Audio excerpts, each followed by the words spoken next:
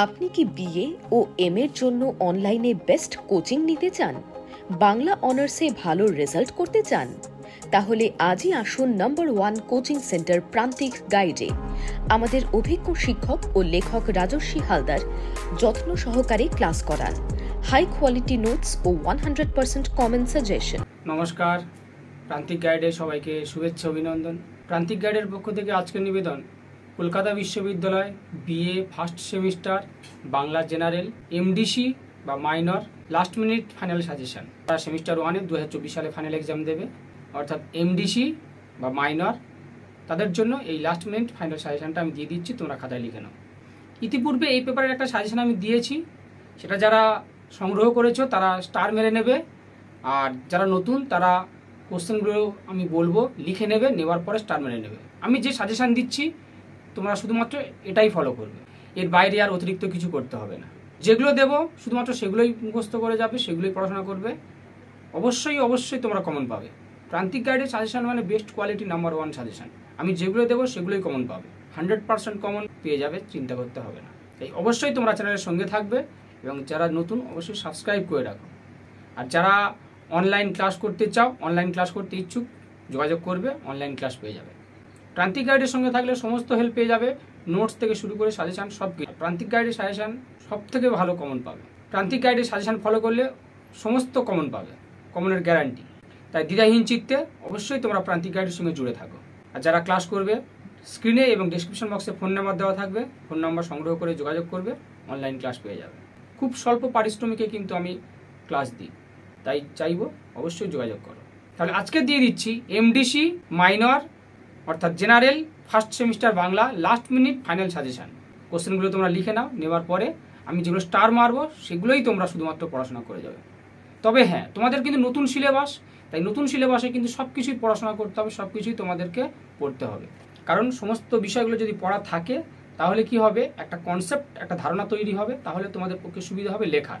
অন্তত পক্ষে তোমরা কিছুটা হলেও লিখতে পারবে। তাই অবশ্যই তোমরা প্রথমে সমস্তগুলো পড়ে একটা কনসেপ্ট, একটা ধারণা তৈরি করে নেবে। বেশি স্টার যেগুলো সেগুলো আগে মুখস্থ করবে, একদম জলের মতো হুবহু মুখস্থ করে নেবে। যেগুলো অল্প স্টার তারপরে অল্প পড়বে, আর যেগুলো মোটামুটি স্টার মারা থাকবে না সেগুলো একবার করে দেখে যাবে। এইরকম প্যাটার্নে, এরকম সিস্টেমে পড়ো। তবে এটুকু বলবো, নিশ্চিত থাকো ভালো রেজাল্ট তোমাদের হবেই হবে। যেগুলো আমি দিচ্ছি সেগুলোই পড়াশোনা করে যাও, সেইগুলোই পড়বে, এর বাইরে আর অতিরিক্ত কিছু হবে না। আমি যেগুলো দিচ্ছি সেগুলোই পড়বে। আর এই পেপারের যে শর্ট কোশ্চেন রয়েছে সেই শর্ট কোশ্চেন কিন্তু আমি আপলোড করেছি, লিঙ্কও তোমরা ডিসক্রিপশন বক্সে পেয়ে যাবে। শর্ট কোশ্চেনগুলো অবশ্যই ফলো করবে। 15টা শর্ট কোশ্চেন রয়েছে, তোমাদের 15টা শর্ট কোশ্চেন কিন্তু খুবই গুরুত্বপূর্ণ, তাই অবশ্যই করে তোমরা শর্ট কোশ্চেনের উপর টার্গেট করবে। তবে বড় কোশ্চেন থেকেও, বড় নোটস থেকেও কিন্তু তোমরা শর্ট কোশ্চেনগুলো পেয়ে যাবে। সমস্ত বড় নোটসগুলো থেকেই কিন্তু শর্ট কোশ্চেন আসবে, তাই তোমাদের চিন্তার কিছু নেই। সঙ্গে থাকো, সমস্ত কিছু হেল্প পেয়ে যাবে। আর কার কি প্রয়োজন অবশ্যই জানিও, তোমাদের সেবায় প্রান্তিক গাইড সবসময় উপস্থিত রয়েছে। তাই অবশ্যই আমাকে কমেন্টস করে জানাবে কার কি প্রয়োজন রয়েছে। লিখে নাও তাহলে কোশ্চেন, তোমাদের মডিউল 1 থেকে লিখে নাও চর্যাপদ। চর্যাপদের আবিষ্কার, প্রকাশকাল, নামকরণ, চর্যাপদের ভাষাকে সন্ধ্যা ভাষা বলা হয় কেন, চর্যাপদের সমাজচিত্র, চর্যাপদের সাহিত্য মূল্য। এটা লিখে নাও। কীরকম কোশ্চেন পড়বে তোমাদের বলে দিল যে চর্যাপদের আবিষ্কার ও প্রকাশকাল লেখো, এবং এর সঙ্গে জুড়ে দেবে চর্যাপদের সাহিত্য মূল্য বিচার করো। তাহলে 1+1+1+12, তাহলে 12×3=15, এরকমভাবে কাটা কোশ্চেন। পরবর্তী প্রশ্ন লিখে নাও শ্রীকৃষ্ণ কীর্তন। শ্রীকৃষ্ণ কীর্তনও একই কোশ্চেন প্রায়। শ্রীকৃষ্ণ কীর্তনের রচনাকাল, প্রকাশকাল, আবিষ্কার, নামকরণ, চণ্ডীদাস সমস্যা, সাহিত্যিক মূল্য বা কাব্যমূল্য, সমাজচিত্র, এবং শ্রীকৃষ্ণ কীর্তন কাব্যের যে 13টি খণ্ড রয়েছে সেই 13টি খণ্ডের বিষয়বস্তু। এগুলো বিভিন্ন ভাগে ভাগে আসবে, বিভিন্নভাবে ভেঙে আসবে। 15তে আসতে পারে, 5-এ আসতে পারে। 15 এবং 5 দুটো জায়গাতেই আসবে। তাই চর্যাপদ এবং শ্রীকৃষ্ণ কীর্তন থেকে সমস্ত কোশ্চেনগুলো করবে, সমস্ত কাটা কোশ্চেন যেমন করবে, প্রকাশকাল, আবিষ্কার, রচনাকাল, নামকরণ এবং সাহিত্য মূল্য, সমাজচিত্র এবং শ্রীকৃষ্ণ কীর্তন কাব্যের 13টি খণ্ডের বিষয়বস্তু, এগুলো অবশ্যই করবে। এই দুটো কোশ্চেন করো। দুটো কোশ্চেন যদি করো এই চর্যাপদ আর শ্রীকৃষ্ণ কীর্তন থেকে, দুটোই আসবে 15 এবং 5 মিলে। এখান থেকে তোমরা দুটো থেকেই কমন পাবে, এখান থেকে সবগুলোই কমন পাবে। এই চর্যাপদ আর শ্রীকৃষ্ণ কীর্তন এখান থেকে অবশ্যই তোমরা কমন পাবে। তাই চর্যাপদ আর শ্রীকৃষ্ণ কীর্তন পড়ে যাও, আর অন্য কিছু করতে হবে না। ওর সঙ্গে অতিরিক্ত দেখে রাখবে তোমরা তুর্কি আক্রমণ। তুর্কি আক্রমণটা অবশ্যই দেখে যাও। তুর্কি আক্রমণ বা অন্ধকার যুগ, এটাও দেখে যাও। মডিউল 1 থেকে আর কিছু করতে হবে না। এবার চলে যাবো মডিউল 2-তে।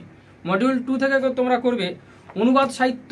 অনুবাদ সাহিত্য থেকে তোমরা করবে রামায়ণ অর্থাৎ কৃত্তিবাস ওঝার কবি কৃতিত্ব, মহাভারত অর্থাৎ কাশিরাম দাসের কবি কৃতিত্ব, আর শ্রীকৃষ্ণ বিজয় অর্থাৎ মালাধর বসুর কবি কৃতিত্ব। তাহলে কৃত্তিবাস ওঝা, কাশিরাম দাস, মালাধর বসু, শ্রীরাম পাঁচালী, ভারত পাঁচালী, শ্রীকৃষ্ণ বিজয়। অনুবাদ সাহিত্য থেকে 3টে করো এবং ওর সঙ্গে জুড়ে নাও অনুবাদ সাহিত্য সৃষ্টির প্রেক্ষাপট। অনুবাদ সাহিত্য সৃষ্টির প্রেক্ষাপট এটা ওর সঙ্গে জুড়ে নাও। এই 3টে সুপার সুপার সুপার সুপার করে স্টার মেরে নাও। এই 3টেই মুখস্থ করে যাও, আর কিছু করতে হবে না। যারা বিশেষ করে কম পড়ো, যাদের মোটামুটি পাস করলে হবে, তাদের জন্য এই 3টে একদম জেনুইনভাবে করে যাও, মুখস্থ করে যাও, 100% ভাবে মুখস্থ করে যাও, নিশ্চিত থাকো। অতিরিক্ত তোমরা দেখে রাখবে ওখান থেকে বৃন্দাবন দাস এবং কৃষ্ণদাস কবিরাজ। চৈতন্য জীবনী সাহিত্য ধারায় বৃন্দাবন দাসের কবি কৃতিত্ব আর চৈতন্য জীবনী সাহিত্য রচনায় কৃষ্ণদাস কবিরাজের কবি কৃতিত্ব আলোচনা করো, দেখে যাও। অবশ্যই তোমরা এটা পড়ে যাবে, মুখস্থ করে যাবে। এবার চলে যাব মডিউল 3। মডিউল 3 থেকে তোমরা করবে প্রণয় উপাখ্যান বা রোমান্টিক আখ্যান কাব্য। দৌলত কাজী, সৈয়দ আলাওয়াল। রোসাং রাজসভার কবি হিসাবে দৌলত কাজীর কবি কৃতিত্ব আলোচনা করো, সৈয়দ আলাওয়ালের কবি কৃতিত্ব আলোচনা করো। আর করবে শাক্ত পদকর্তা হিসাবে রামপ্রসাদ সেনের কবি কৃতিত্ব আলোচনা করো। শাক্ত পদকর্তা হিসাবে রামপ্রসাদ সেনের কবি কৃতিত্ব আলোচনা করো। শাক্ত পদকর্তা হিসাবে কবি কমলাকান্ত ভট্টাচার্যের কবি কৃতিত্ব আলোচনা করো। কবি কমলাকান্ত ভট্টাচার্যের কবি কৃতিত্ব আলোচনা করো। এই কটা করবে, স্টার মেরে নাও একদম সুপার করে। অতিরিক্ত হিসাবে তোমরা করবে এখান থেকে মঙ্গল কাব্য। মঙ্গল কাব্য সৃষ্টির প্রেক্ষাপট এটা করবে। আর কবিকঙ্কন মুকুন্দ চক্রবর্তী আর মনসামঙ্গল কাব্যধারায় ক্ষেমানন্দের কবি কৃতিত্ব। এবার চলে যাবো 5 নাম্বারের জন্য। 5 নাম্বারে তোমাদের করতে হবে, 5 নাম্বারের জন্য করবে তোমরা যুগ বিভাজনের প্রবণতা, এটা করবে। যুগ বিভাজনের প্রবণতাটা করবে। আর চণ্ডীদাস সমস্যা অর্থাৎ চণ্ডীদাস নামধারী কতজন কবির সন্ধান পাওয়া যায়, 4জন চণ্ডীদাস নামধারী কবির সন্ধান পাওয়া যায়, তাদের সম্পর্কে আলোচনা করতে হবে। আর চর্যাপদে ভাষাকে সন্ধ্যা ভাষা বলা হয় কেন, বা শ্রীকৃষ্ণ কীর্তন কাব্যের, সেগুলো তো আগেই বলেছি। এইগুলো মোটামুটি 5 নাম্বারের জন্য করবে। এবার চলে যাব মডিউল 2-তে 5 নাম্বারের জন্য কবীন্দ্র পরমেশ্বর বা পরাবলী মহাভারত, শ্রীকর নন্দী। আবার কৃত্তিবাস ওঝা, শ্রীরাম পাঁচালী, ভারত পাঁচালী বা কাশিরাম দাস, শ্রীকৃষ্ণ বিজয় বা মালাধর বসু, এগুলো থেকে আবার টিকা আসতে পারে। বা বৃন্দাবন দাসের চৈতন্য ভাগবত গ্রন্থ, কৃষ্ণদাস কবিরাজের চৈতন্য চরিতামৃত গ্রন্থ, এগুলো টিকা আসতে পারে। অবশ্যই তোমরা এগুলো দেখে রাখবে। ওইগুলো করলে বড় নোটস করলেই মোটামুটি 5-1 হয়ে যাবে, চিন্তা নেই। এবার এর সঙ্গে আরেকটা করবে বিদ্যাপতিকে বাংলা সাহিত্যে অন্তর্ভুক্তির কারণ। বিদ্যাপতিকে বাংলা সাহিত্যে অন্তর্ভুক্তির কারণ এবং কবি চণ্ডীদাসের কবি কৃতিত্ব। কবি চণ্ডীদাস এবং বিদ্যাপতিরা করে রাখবে। মডিউল 3 থেকে করবে মঙ্গল কাব্য সৃষ্টির উদ্ভবের প্রেক্ষাপট। মনসামঙ্গল কাব্যধারায় একজন শ্রেষ্ঠ কবি অর্থাৎ বিজয়গুপ্ত বা নারায়ণদেব, যে যেটা লিখতে পারো, অথবা ক্ষেমানন্দের কবি কৃতিত্ব আলোচনা করো। এই কোশ্চেনের অ্যান্সারটাও করে রাখবে। আর কবিকঙ্কন মুকুন্দ চক্রবর্তী, এটা করে রাখবে। আর পদ্মাবতী, লোট চন্দ্রানী, সতী ময়না, এগুলো করে রাখবে। এইগুলো টিকা হিসাবে 5 নাম্বারের জন্য দেখে যাও। অবশ্যই তোমরা ভালো রেজাল্ট করবে, পাস করবে এবং অবশ্যই অবশ্যই অবশ্যই কমন পাবে। প্রান্তিক গাইডের সাজেশন অবশ্যই 100% কমন, নিশ্চিত থাকো। বড় নোটসগুলো যদি তোমরা খুব ভালো করে মুখস্থ করে যাও, ভালো করে প্রিপারেশন নিয়ে যাও, তাহলে তোমরা নিশ্চিত থাকো তোমরা ভালো রেজাল্ট করবে। 5 এবং 1 তোমাদের কোনো চিন্তা করতে হবে না। 5 এবং 1 তোমরা লিখতে পারো। তাই বড় নোটসগুলো খুব ভালো করে পড়ে যাও। 5 নাম্বারের জন্য তোমরা 1 পেজ থেকে 1.5 পেজ লিখবে, এর বেশি লিখবে না। তবে চেষ্টা করবে সমস্ত কোশ্চেনের অ্যান্সার কিন্তু টাচ করা। চেষ্টা করবে সমস্ত কোশ্চেনের অ্যান্সার টাচ করা, না হলে কিন্তু নাম্বার যদি ছেড়ে যায়, যদি তোমরা ছেড়ে দিয়ে আসো, তাহলে কিন্তু তোমাদের নাম্বার ছেড়ে গেল, এটা ধরে রেখো। তাই অবশ্যই করে তোমরা সমস্ত কোশ্চেনের অ্যান্সার টাচ করবেই। সমস্ত কোশ্চেনের অ্যান্সার টাচ করতে হবে, সেই রকমভাবেই তোমরা লিখবে। প্রয়োজনে নোটস ছোট করে লিখবে, কিন্তু অ্যাট এনি কস্ট সমস্ত কোশ্চেনের অ্যান্সার তোমরা করবে। যে কোনো মূল্যে তোমরা সমস্ত কোশ্চেনের অ্যান্সার লিখবে।